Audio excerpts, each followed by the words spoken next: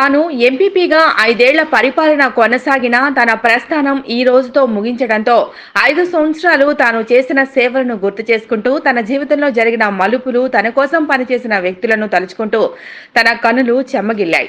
నాతో కలిసి పనిచేసిన అటెండెంట్ నుంచి ఆఫీసర్ వరకు అందరినీ సన్మానించుకుని తన ఆఫీసు నుంచి ఆ చెమ్మగిల్లిన కన్నులతో బయటికి వెళ్లిపోయిన దృశ్యాన్ని చూసి ప్రతి ఒక్కరి కళ్ళు చెమ్మగిల్లాయి.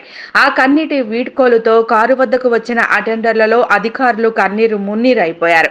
ఇలాంటి వ్యక్తి కోసం నేను ఇంతగా పనిచేసినందుకు నాకెంతో ఆనందాన్నిచ్చిన కొంచెం పదవి నుంచి వెళ్లిపోతున్నాననే బాధను మాత్రం మిగిల్చింది.